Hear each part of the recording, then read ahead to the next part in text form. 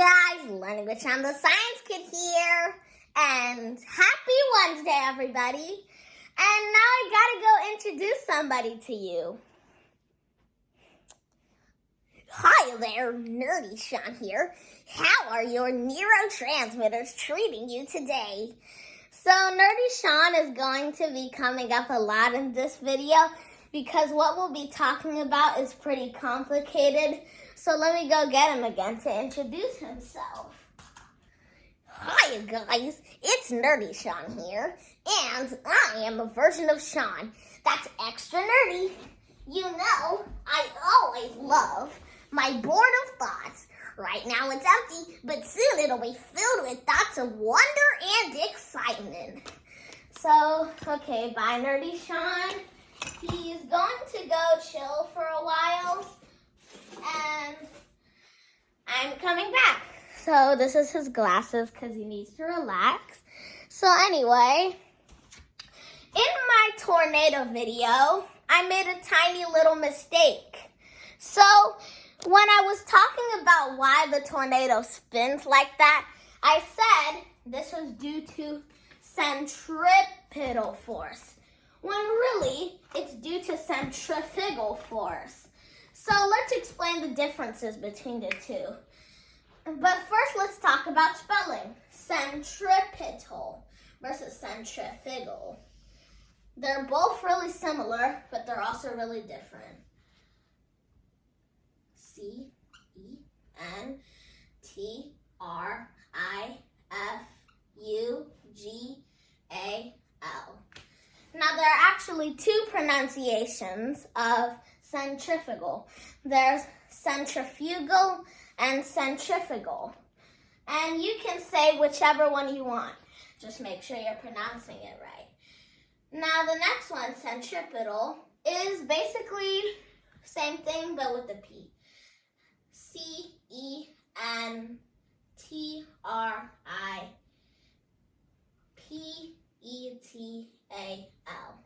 Centripetal. So let me just move my camera closer so that you guys can see it better. Okay, centrifugal and centripetal.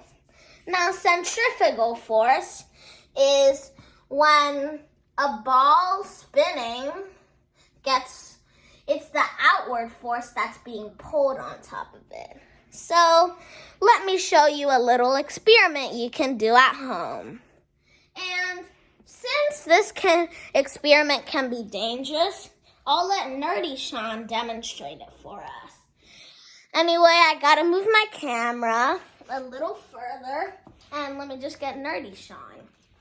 Hi guys, Nerdy Sean here. And warning, do try this at home, but with the support of an adult. So you're gonna wanna take a yo-yo or any mass on a string. Mass can mean an object, but on other times it means the amount of matter in an object.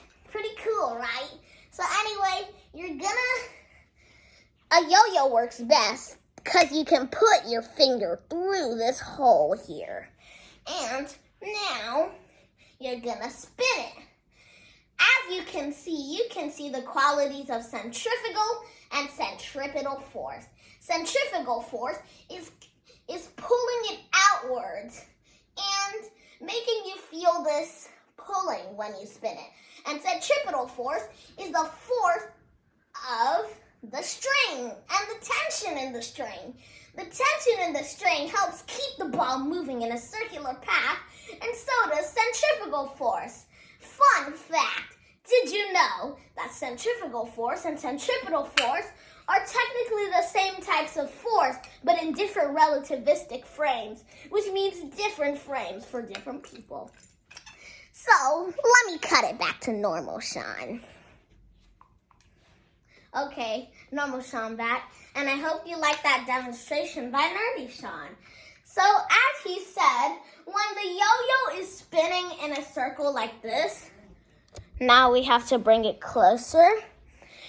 There's a force pushing outward on it, which is called centrifugal force. The reason why this happens is actually centrifugal force isn't really a force. It's just velocity relative to the circular motion. That sounds like something Nerdy Sean would say. So anyway, to simplify, when a ball is spinning in a circle, the velocity of the ball has to always be a straight line because velocity has direction and magnitude. So on every rotation that I'll only portray a little bit, the ball's velocity changes a little bit. Right now, at a perfect 90 degrees to the ground, the ball's velocity is perfectly straight in whatever direction it's spinning in. Now, when it turns a little bit, its velocity is now pointing downward and downward and downward and downward until it gets to this 180 mark. Now the ball's velocity is pointing directly downward. And now you may think, hey, you can't make a circle with straight lines. This can easily be proven. And now normal Sean is gonna do the yo-yo spinning. So when you spin this are you serious right now? So anyway, when you spin this yo-yo, the velocity is constantly changing. As you can see at the 90 degree mark, it moves clockwise, which means it's moving in counterclockwise. I just casually looked at a clock and was like, oh. Anyway, so it's pointing to the counterclockwise direction. And at 180 degrees, we can see that it moves directly downward, which proves my point. So anyway, now we've got this diagram. And you might be saying, hey, if the velocities are straight, then doesn't the velocity create like an infinite-sided shape? Well, yes, but technically no. So it does kind of create an infinite-sided shape, but an infinite-sided shape is a circle, so. Okay, anyway, let's go to centripetal force. Let's take the same ball spinning counterclockwise case. Now, when we have this case, the centripetal force would be opposing the centrifugal force and would be the tension in the string. Now, if you don't know what tension is, let's say you have somebody pinching a string and, I drew it the wrong way. Pinching a string and holding it like that. So when you see somebody pinching the string like this, and let's say somebody else is holding it like this, as you can see, the string is being pulled outward in both directions, causing a force called tension. To get to the base of this, we have to go into the molecular level. Now, the intermolecular bonds between the atoms in this water molecules, I heard something, is basically trying to oppose the force of like this pulling force. When you pull it there, the molecular bonds are doing this and pushing inward. Did you know that? Pretty cool, right? So anyway, another thing is that centripetal force can be caused by a barrier. Like if you ever if you've ever spun a marble inside a hoop, you see that the marble travels in a circular path. And if we suddenly remove the barrier, the marble would go straight like this. This is a perfect way to represent centrifugal force, but it also represents centripetal force. Amazing, right? Now, just to clarify, centrifugal force isn't technically like a real force, like a push or a pull. Centrifugal force is a fictitious force, when it's really just the tangential velocities relative to the circular path. This causes it to want to break free from the centripetal force and start moving in a straight line, like our good friend Newton said. So anyway, this is centrifugal and centripetal force in a nutshell. And now, moving the camera back, let's do this experiment again. Oops. So anyway, let's take this for example. When we spin the yo-yo, oops, we gotta move it closer. So, okay, when we spin the yo-yo like this, we can see that it moves in a circular path. Why does it do this? Well, a combination of centrifugal and centripetal force. Now, okay, I'll stop saying now, guys. Okay, so let's take this for example. I'm gonna erase a bit of the line and find the marker. Now, Nerdy Sean will have an intervention while I go find this marker. Nerdy Sean here, and Nerdy Sean here, and when these combine, it causes a balance of forces. So, when you're in a car moving in a circular path, it feels like you have a force pushing you to the right, when technically you have a net force of 0. Oops. I found Sean's marker for him. Okay, let's hide it. So anyway, this causes an equilibrium of forces. So it feels like you're being pushed to the left when really you have a net force of 0 acting on you. Normal Sean is coming back. Okay, guys, I couldn't find the marker. Wait. My Shawnee senses are tingling.